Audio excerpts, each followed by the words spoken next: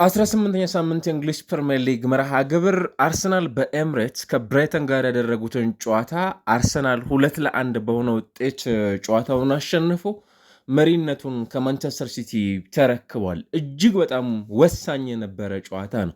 እንዲያውም ማምሻውን አንድ ኮት በደንብ እየተመለከተን እንገኛለን። ምናልባትም አንዱ የፔፕ ጓርዲዮላ የቃላት ጨዋታ ሊሆን ይችላል። እኔ በእንግሊዝ ፕሪምየር ሊግ በማንቸስተር ሲቲ እስካለው ድረስ አርሰናል የእንግሊዝ ፕሪምየር ሊግን ዋንጫ አያሳካም የሚል ኮታቸው እየተዘዋወረ ነበር የሚገኘው እና እንዲህ አይነት የቃላት ጨዋታዎች በተቃራኒ ሆነው ስትመለከቷቸው ጫናዎች ይኖሯቸዋል። እነዛን ጫናዎች ደግሞ ተቋቁሞ የሚወጣ ቡድን በጣም በጣም ትልቅ መሆኑንም ጭምር የሚያሳይ ሊሆን ይችላል። ስለዚህ አንዱ ምሽት የነበረው ለአርሰናል በሜዳ ውስጥ ጨዋታዎችን ማሸነፍ እጅግ በጣም ይጠበቅበታል።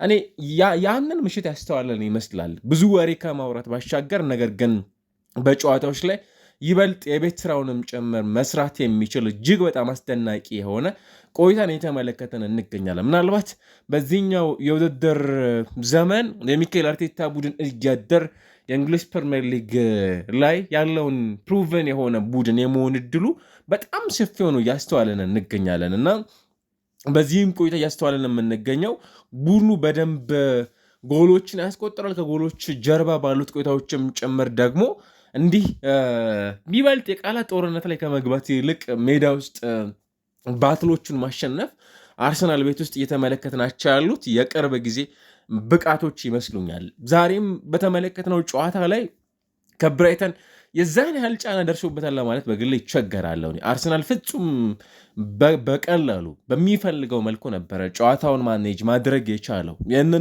ያንን ምሽት ነው በዛሬውም ጨዋታ ላይ የተመለከትንበት። አርሰናል የመጀመሪያውን ጎል በማርቲን ኦዴጋርድ አማካኝነት ገና 15 ደቂቃ ሳይሞላ ነበር ጎሉን ማስቆጠር የቻለው። ማርቲን ጎል እንዲያስቆጠር በጣም ይፈለግ ነበረ። በቡድን ውስጥ እንደተመለከታችሁት ቡካዮ ሳካ የመጀመሪያው አጋማሽ በጣም ቆንጆ ጊዜን አሳልፏል። አሲስት አድርጓል በፕሪሚየር ሊጉ። ምናልባት ከአንዱ በኤምሬትስ በቅርብ ጊዜ እያደረገም ስላልሆነ ለቡካዮ ሳካ በጣም ወሳኝም ጭምር ነበር። ለመጀመሪያ ጊዜ ነው እንግዲህ ከኖቬምበር 23 2024 በኋላ ከኖቲንጋም ፎረስት ካደረገው በኋላ ማለት ነው አሲስት ያደርግ የተመለከትናቸው። ባለፉት 14 ጨዋታዎች ምንም አይነት አሲስት ማድረግ አልቻለም ነበረ ለቡካዮ ሳካ። ስለዚህ በጣም ፐርፌክት ምሽት ነበር። የመጀመሪያ አጋማሽ ላይ በጣም ጥሩ ጊዜን አሳልፏል። ጎል አላስቆጠረም፣ እድለኛ አይደለም።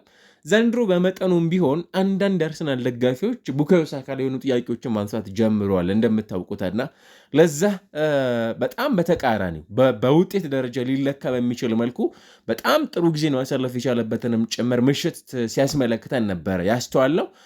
በጣም ቆንጆ ምሽት ያሳለፈበትንም ጭምር ተመልክተን፣ በተለይ የመጀመሪያው አጋማሽ አርሰናል ጨዋታውን ማኔጅ ያደረገበት፣ በሁለቱም አጋማሾች ግን በጨዋታው ላይ ዛን ያህል በጣም ጫና ተፈጥሮበታል ለማለት እኔ ይቸገራለሁ። ምናልባት የሚንቴ በጣም ኤክሰፕሽናል የሆነ ኳስ አስተውለናል ኦቨሮል በነበረው ቆይታና የዳቪድ ራያ በጣም አስደናቂ ብቃት በዛ ቆይታ ውስጥ የተመለከትነው እንቅስቃሴም ነበረ በቡድኑ በኩል የተመለከትነውና ይሄ ማለት ለአርሰናል የዛን ያህል ጫና ያልነበረበትን ጨዋታ ነበር ያስተዋለው።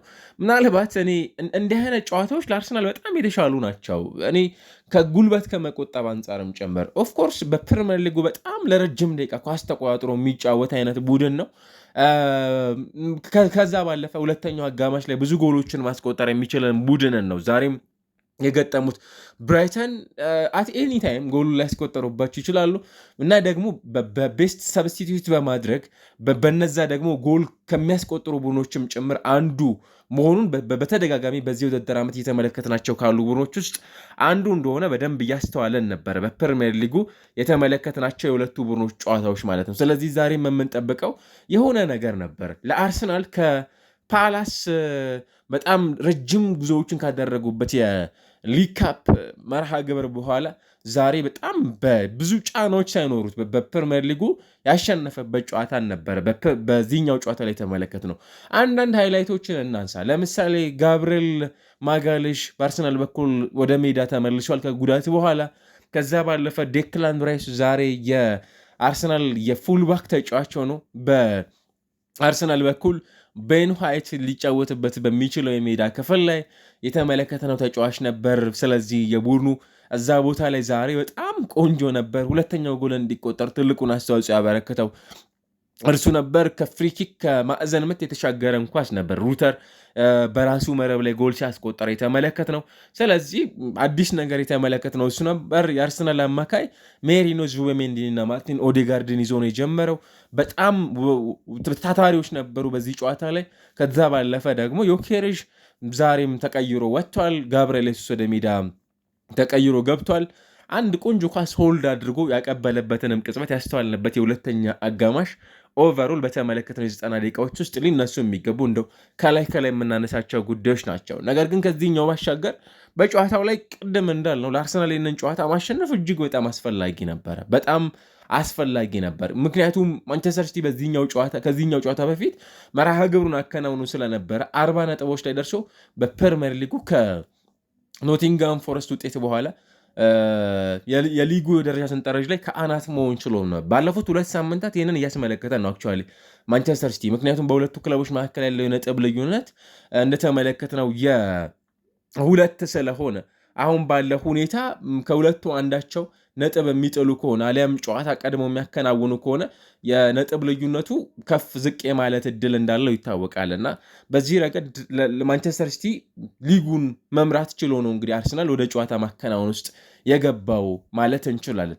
በዚህኛው ረገድ ሴንተር ባኩን ሳሊባን ከኢንካፔ ጋር አጣምሯል። ኋላ ላይ ሌዊስ ስኬሊን ካስወጡና ጋብርኤል ማጋሌዥን ካስገቡ በኋላ ኢንካፔን ወደ ተፈጥሮ የግራ መስመር ላይ ወስደውት ሳሊባን ከማጋሌዥ ጋር ከረጅም ጊዜ በኋላ አጣምሮ ሲጫወቱ እየተመለከተን ነበር በሚኬል አርቴታ በኩልና ይህም አንድ ጥሩ ነገር ቡድኑ በሚጠበቀው ልክ በጉዳት ምክንያት እንኳን እየተሰቃየም ጭምር ቢሆን ነገር ግን ተጫዋቾቹ ሳይመጡለት ወደ ውጤት ሳያጣም ጭምር የሚቆይ ከሆነ እነዛን ተጫዋቾች ደግሞ ሙሉ ለሙሉ ማግኘት ሲችል ይህንኑ ፎርም ማስቀጠል የሚችልበት እድል በጣም ሰፊ ነው። እንዲያውም ትላንት ከጨዋታው በፊት አንድ ሀሳብ አጋርተው ነበረ በጋዜጣዊ መግለጫቸውና ምንድነው ያሉት? ኢዝናት ማተር ኦፍ ዊክስ ነበር ያሉት።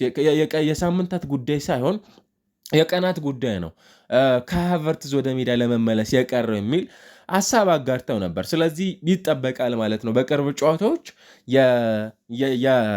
ከሃቨርትዝ ወደ ሜዳ መመለስ። ጋብርኤል ሱስ ተመልሶላቸዋል። ስለዚህ አንድ ጥሩ ነገር ይሄ ነው። ስለዚህ ሪካርዶ ካላፊዮሪ ደግሞ ከጨዋታው በፊት በጉዳት ምክንያት የለመምድ በሚያሟሙቁበት ሰዓት ላይ ማለት ነው ወጥቷል። ስቲል የተለየ ነገር አሰልጣኙ አላሳወቁም። ከዚህ ጨዋታ በኋላ በሚኖራቸው ጋዜጣዊ መግለጫ ያሳውቃሉ። ምንድነው የተፈጠረው፣ ጉዳቱ ምናልባት ከፍ ያለ ነው ወይ የሚለውን ጉዳይ ከምንጠብቃቸው ጉዳዮች ውስጥ የማየት እድል ይኖረናል ማለት ነው። ስለዚህ አርሰናል እንግዲህ ባለፉት ጨዋታዎቹ በጣም ጥሩ ጊዜን እያሳለፈ ነው የሚገኘው። ጋብርኤል ከኖቬምበር 8 በኋላ ነው ጨዋታውን ያከናውነው። ስለዚህ አርሰናል ከሱ ውጭ ባለፉት 10 ጨዋታዎች 3 ክሊንሽቶችን ብቻ ነው ይዞ የወጣው። አስፈላጊ ነው ማለት ነው እሱ ወደ ሜዳ መመለስ። በማንኛውም ወቅት ላይ እሱን ማግኘት ለሚኬል አርቴታም ሆነ ለአርሰናል ትልቅ እፎይታ የሚሰጥ ተጫዋች ነው። በጣም አስፈላጊ መርሃ ግብር በሆነበት ወቅት ላይ ነው የዚህ ተጫዋች መመለስ በጨዋታው ላይ ያስተዋል ነው ማለት ነው። ስለዚህ እንደ ቡድን ጋብርኤል ማጋሌዥን ማጣት የሚፈልግ የትኛውም የፕሪሚየር ሊግ ቡድን አሊያም ሌላ ትላልቅ ቡድንም ጭምር ቢሆን ይህንን የሚፈልግ ቡድን የለም። አርሰናል ኦቨርኦል በተመለከተ በጨዋታው ላይ በኤክስጂ የተሻለ ነበር። ቁጥሮች ያስደነግጣሉ። ለምሳሌ አርሰናል 2.8 አሊያም ወደ 3 የሚጠጉ ጎሎችን ማስቆጠር ነበረበት። 0.80 ብራይተን በጣም ወረስት የሚባል ምሽት አሳልፏል። 24 ሙከራዎችን አርሰናል ሲያከናውን በ16 ኳሶች ከብራይተን ይልቃል። 8 ሙከራዎችን ብቻ ነው ብራይተን በዚህ ጨዋታ ላይ ያከናወነው። 6 ኢላማቸውን የጠበቁ ሙከራዎችን አርሰናል ሲያከናውን 3 ነው ብራይተን ያደረገው። 53 በመቶ የኳስ ቁጥጥር ነበራቸው አርሰናሎች በዚህኛው ጨዋታ ላይ። በተለይ የመጀመሪያው አጋማሽ አርሰናል ከዚህ በላይ ጎሎች ማስቆጠር ነበሩበት ቡድኑ ከዚህ በላይ እንዲያደርጉም ጭምር ይጠበቅበት ነበረ። እንዲያውም የዚህን ያህል ፍራስትሬት አላደረገም። አርሰናል ጫናዎች ውስጥ አልነበረም፣ ግን ከዚህም የተሻለ ማድረግ የሚችልበትን እድል ነበር። ቅድም እንዳልነው እንግዲህ በፕሪሚየር ሊጉ 5 ቻንሶችን ክሬት አድርጓል። ዛሬ ከብራይተን ጋር በነበረው ጨዋታ ላይ ማርቲን ኦዴጋርድ በጣም ብዙ ካደረገባቸው ፕሪሚየር ሊግ መርሃ ግብሮች ውስጥ አንዱ ነው ማለት ነው። በጣም በጣም ጥሩ ምሽትን ካሳለፈባቸው ውስጥም ይነሳል። ቀደም ስናነሳው ነበር በተጋጣሚ ሳጥን ውስጥ ብዙ ሙከራዎችን ያከናወነው ቡካዮ ሳካ ነበር። 7 ዛሬ አድርጓል። ከዛ ባለፈ 16 ኳሶችን በተጋጣሚ ሳጥን ውስጥ መንካት ችሏል። ዛሬ በተመለከት ነው የብራይተን እና የአርሰናል የመጀመሪያው አጋማሽም ቁጥሮቹ በጣም ድንቆች ናቸው። በጣም በጣም በጣም ድንቆች ናቸው ቡካዮ ሳካ እና የእሱ ወደዚህ አይነት ፎርም መምጣት ለአርሰናል ደጋፊዎች እጅግ በጣም አስፈላጊ እጅግ በጣም ትልቅ እፎይታንም ጭምር የሚሰጥ የጨዋታ መርሃ ግብርን ተመልክተናል ማለት እንችላለን ማለት ነው። ስለዚህ ቡድኑ ይበልጥ ደግሞ ወደ አስፈሪነት ግሬሱ ከዚህም ወደ ተሻለው የመምጣት እድሉን በተሻለ መልኩ እንድናይም ጭምር ያደርጋል። በእንግሊዝ ፕሪሚየር ሊግ ለአርሰናል የቡካዮ ሳካ የዛሬው አሲስትን ተከትሎ ከዴኒስ ቤርካምፕ፣ ዳንኤል ኦንድሪ፣ ሴስክ ፋብሪያስ፣ ሜሱት ኦዚል በኋላ 47ኛውን አሲስት አድርጓል በፕሪሚየር ሊጉ ብቻ። ስለዚህ ሌላ በጣም ጥሩ ታሪካዊ ምሽትም ጭምር እንዲያሳልፍ ያስቻለ ነበር። ማርቲን ኦዴጋርድ የጨዋታው ኮከብ ነው። በጣም በጣም ፐርፌክት ምሽትን አሳልፏል። ከዛ ባለፈ ዙቤሜንዲም አማካይ ሜዳውን የተቆጣጠረበት መንገድ በእርግጥ አርሰናል ባክፎር ሆኖ ይጀምር እንጂ በአንዳንድ አጋጣሚዎች ተመልክታችሁ ከነበረ ዴክላን ራይስ ይበልጥ ወደ መሃል ሜዳ የመምጣት እድል ነበረው። በአንጻራዊነት ደግሞ ይበልጥ የአማካይ ሚና የሚወጣው ፕላስም ደግሞ የማጥቃት ባህሪ ያለው ሌላኛው የቡድኑ ስፔናዊው የፊት መስመርም የአማካይም ጭምር ሆኖ የሚያገለግለው ሚካኤል ሜሪን ወደ ላይ ከፍ ብሎ እንዲጫወትም ጭምር ያደርገዋል። በዚህ ቅጽበት ምናልባት ለአርሰናልም ጭምር የተሻለ ማጥቃቱ ላይ ተሳትፎ እንዲኖረውም ጭምር ማድረግ የሚችል ተጫዋች ነበር። ለአርሰናል በጣም በጣም ጥሩ ምሽት ካሳለፈባቸው ውስጥ ሊነሱ የሚችሉበትን አጋጣሚ አስተውለናል። ዘንድሮ ግን በስካሁኑ ቆይታ እኔ አርሰናልን በተመለከተ አንድ ተጫዋች በግል ማንሳት በጣም ያስቸግራል። የምር በጣም ኢንተርቴን ያደርጋል ቡድኑ፣ ፋየት የሚያደርጉ በጣም ብዙ ተጫዋቾች አሉት። በተለየ መልኩ አንድ ተጫዋች ብቻ እያነሳን የተለየ የውድድር ዓመትን እያሳለፈ ነው አርሰናል በዚህ ተጫዋች ብቻ ነው ዘንድሮ ይህንን አሁን እየተመለከት ነው ያለውን ሲዝን እንዲያሳልፍ ያስቻለው የሚለውን ጉዳይ ማየት አንችልም። ምናነሳው ተጫዋች የለም። ነገር ግን አንዳንዴ ከልጅም ልጅ ይበልጣል አይነት ነገር አለ አይደለ? ከተጫዋቾችም የሆነ የምትመርጡ ተጫዋች አለ። ለምሳሌ ዴክላን ራይስ አርሰናል ቤት ውስጥ ባይኖር የአርሰናል የደረጃ ሰንጠረዥ የት ነበር ሊሆን የሚችለው? ምንድን ነው በቡድኑ ሊያደርግ የሚችለው የሚለውን ስትመለከቱ በጣም ያስደነግጣል። ባለፉት እንግሊዝ ፕሪሚየር ሊግ 18 ሳምንታት ቡድኑ እያደረገው የሚገኘውን ቆይታን ከተመለከታችሁ ፍጹም የሚያስደንቅ ቡድን ነው ማለት እንችላለን። በኤምሬትስ 34 ጎሎችን አስቆጥሯል አርሰናል በኤምሬትስ ባደረጋቸው ጨዋታዎች 6 ጎሎች ተቆጥረውበት በ8ቱ ጨዋታዎች ክሊንሺቶችን አስመዝግቦ ወጥቷል። እና ያለ ዴክላን ራይስ ግን አርሰናልን ማሰብ በጣም አስቸጋሪ ይመስለኛል። አርሰናል ፍጹም ብዙ ተጫዋቾች አሉት በስብስብ ውስጥ ጥሩ መሆን የሚችሉ ከዚህም የተሻለ ቡድኑን ማገዝ የሚችሉት በብዙ አይነት መንገድ መሀል ሜዳው ላይ ለምሳሌ ያለ ማርቲን ዙቤሜንዲ ዘንድሮ ከመጣ በኋላ በጣም ፐርፌክት ነው። ፊት መስመር ላይ ዮኬሬሽ ትላላችሁ፣ ጋብርኤል ሱስ፣ ኖኒ ማዱኬ፣ ማርቲኔሊ፣ ሳካ ብዙ ተጫዋቾችን እናነሳለን። ግብ ጠባቂው ዳቪድ ራያን የሚነካው ተጫዋች የለም። ተከላካዮች አትሌት ሳሊባንና ማጋሌዥን ታነሳላችሁ፣ ዘንድሮ የመጡትንም ጭምር። ሪካርዶ ካላፊዮሪ ዘንድሮ በጣም በጣም የተለየ ቡድን ነው እና ግን ይሄኛው ቡድን ግን ያለ ዴክላን ራይስ ማሰብ የሚቻል ይመስላችኋል? እኔ አይመስለኝም። እጅግ በጣም አስቸጋሪ ይመስለኛል። በሁሉም የሜዳ ክፍል ላይ የሚገኝ አይነት ተጫዋች ነው እና ኢመርጀንሲ ራይት ባክ ነበር ዛሬ። ለሱ ችግር የለውም እንዲህ አይነት ቦታ ላይ ማሳለፍ፣ አማካይ ሆኖ መጀመር፣ ይበልጥ አድቫንስ ቦክስ ቱ ቦክስ ሩጫዎችን ማከናወን፣ ሴንተር ባክ ሆኖ መጀመር፣ ጎሎችን ማስቆጠር፣ ቡድኑ እንዲያሸንፍ መታተር፣ በሁሉም ረገድ አንድ ተጫዋች እንዴት በዚህ ልክ ሊዋጣለት ይችላል? አይዶን በጣም አስቸጋሪ ይመስለኛል እና የራይስ የሜዳ ላይ ቆይታዎች አርሰናልን በእጅጉ የሚጠቅሙት ናቸው። ይህንን እንዲያቋረጥባቸው የሚፈልግ ቡድን የለም። ይህንን ይዞ እንዲቀጥልላቸው ይፈልጋሉ። ከሳምንት ሳምንት በእያንዳንዱ ወቅቶች ላይ ቡድኑ ይህንን እንዲያደርግም ጭምር ኤክስፔክት ይደረጋል። አርሰናል ባለፉት 15 የኤምሬትስ ጨዋታዎቹ በሁሉም ውድድሮች 35ኛ ጎሉን አስቆጥሯል። ቅድም እንዳልኩት 6 ጎሎች ተቆጥረው በተለይ ዛሬውን ጨምሮ 9ኛ ክሊንሺቱን አስመዝግቦ ወጥቷል በጨዋታዎች ላይ በነበሩት ቆይታዎች። ስለዚህ በጣም ጥሩ ጊዜን እያሳለፈ ይገኛል ማለት ነው እና ግን እኔ ጥሩም ጊዜ ላያሳልፍ ይችላል። አንድ ቡድን ጥሩም ጊዜ ባያሳልፍ በእንግሊዝ ፕሪሚየር ሊግ ውስጥ ላሉት ፉክክሮች በፕሪሚየር ሊጉ ለምንመለከታቸው ዋንጫ ፉክክሮች 3 ነጥብ ይዞ ወደሚቀጥለው ሳምንት ጨዋታዎች ማቅናት በጣም የአንድ ትልቅ ለምትሉት ቡድን ትልቅ መገለጫው ሊሆን እንደሚችል ማንሳት ይቻላል። ይሄ ምንም አይነት ስህተቶች በፍጹም ተቀባይነት በሌለው ሊግ ውስጥ ነው እንግዲህ ብዙ ፉክክሮች አለም ብዙ ጨዋታዎች የሚከናወኑት። ስለዚህ ለአርሰናል ከነ ድክመት እንኳን ቢኖርበት ከነ ድክመቶቹ ጎሎችን እያስቆጠረም ጭምር ጨዋታዎችን እያሸነፈ ወደሚቀጥለው ጨዋታ ማቅናት በጣም ወሳኝ ነው ማለት ነው። አሁን በአርሰናል ቤት ውስጥ 12 የተለያዩ ተጫዋቾች በእንግሊዝ ፕሪሚየር ሊግ ዘንድሮ ጎሎችን አስቆጥሯል።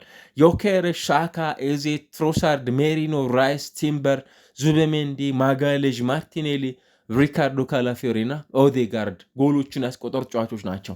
ቀደም ያልነው ይህን ነው። ብዙ ተጫዋቾችን ነው ስለዚህ ቡድን ስናነሳ በጎል ኮንትሪቢሽን ላይ ተሳትፎ ያላቸው አሁን የሊጉ የሆኑ ጥሩ ፎርም ላይ የሚገኙ ቡድኖች አሉ አይደል? ለምሳሌ አስቶን ቪላ፣ ማንቸስተር ሲቲ፣ ራሱ አርሰናል። አሁን የሆነ ዋንጫው ላይ የትኞቹ ቡድኖች እንደሆኑ ፉክክር ላይ ያሉት የሆነ ፍንጭ እየሰጠን ነው እስካሁን ድረስ ባለው ቆይታ። አትሊስት የመጀመሪያው ሳምንት ወይም የመጀመሪያው አጋማሽ እንግሊዝ ፕሪሚየር ሊግ ሊጠናቀቅ የ2 ሳምንታት ዕድሜ ቢቀሩትም በአርሰናል እና በሲቲ መካከል የሆኑ ፉክክሮች እስከ መጨረሻው ድረስ ሊኖር እንደሚችል እንጠብቃለን። አርሰናል በቀጣይ ሳምንታት በሚያደርጋቸው የፕሪሚየር ሊጉ መርሃ ግብሮች ይበልጥ ሊፈተን የሚችልበት ምናልባት ቀጣዩ ጨዋታ ከቪላ ጋር ነው። ከቪላ ጋር ደግሞ ታስታውሳላቸው አስቶን ቪላ ከአርሰናል ያደረጉትን ጨዋታ ቪላ 2-1 ያሸነፈበት በዚህ ወር ዲሴምበር 6 እንደነበር ይታወቃል። አሁን በአዲስ ዓመት ሳይገባ ዋዜማው ላይ ይገናኛሉ። የፊታችን ማክሰኞ በፕሪሚየር ሊጉ በጣም ትልቅ ጨዋታ ነው የሚያከናውነው። ከዛ በርነሞዝን ከዛ ሊቨርፑልን ይገጥማል። 3ቱ ጨዋታዎች ለአርሰናል በጣም ፈታኞች ናቸው። በተለይ ደግሞ ከቪላ እና ከሊቨርፑል ጋር የሚያደርጋቸው ጨዋታዎች ከነዛ ጨዋታዎች ነጥብ ከመሰብሰብ በፊት ማሳካት የሚገባው ወይም የምንጠበቀው ጉዳይ ምንድን ነው? ይህንን ጨዋታ ተወጥቷል በአግባቡ? አዎ በሚገባ ይህንን ጨዋታ በአስፈላጊ በሆነ መልኩ የተመለከትን ፖል ሜርሰን ከተመለከትኳቸው እጅግ በጣም አስደናቂ ሴቮች ውስጥ አንዱ ነው ብሎታል። ዳቪድ ራያ ዛሬ የሚንቴን ኳስ ያወጣውን ቅጽበት እስከ ስፖርቱ ላይ በተንታኝነት የሚያገለግል እንደሆነ ይታወቃል። በጣም አስደናቂ መሆኑንም ጭምር ገልጿል። ይህንን በተመለከተና አዎ የፕሪሚየር ሊጉ ምርጡ ሴቮችን እያከናወነ ይገኛል። አርሰናል ምናልባት በዚህ ልክ እንድንመለከተውም ጭምር እያደረጉን ከሚገኝ ተጫዋቾች መካከል አንዱ ነው። ዛሬ ግን እኔ አርሰናል ኮንፈርት ዞን ውስጥ ሆኖ ያሸነፈው ጨዋታ ነበር። እኔ በዛ ልክ ነው መገለጽ ያለበት ብዬ የማስበው። ይህንን ጨዋታ ብዙ ጫናዎች ውስጥ የገባ አልነበርም። ጨዋታውን በሚፈልገው ልክ ነበር ማኔጅ አድርጎት የተመለከትነው። ሾ የሚካኤል አርቴታው አርሰናል ቀጣዮቹን ጨዋታዎች እንዴት ማኔጅ ያደርጋል፣ እንዴት ባለ መልኩ የሚያከናውናቸው የሚለው ብቻ ይመስለኛል የሚጠበቀው። ይህ ጨዋታ ያለ ብዙ ጫና ያለ ብዙ ክፍተቶች ያሸነፈበትን መርሃ ግብር አስተውለናል። ቀጣይ እንዴት ባለ መልኩ ይመልሳል የሚካኤል አርቴታ ቡድን የሚለውን አጋራችኋለሁ። ለፔጁ አዳዲስ የሆናችሁ ግን ላይክ፣ ሰብስክራይብ፣ ሼር ማድረግ እንዳይዘነጋ። መልካም ጊዜ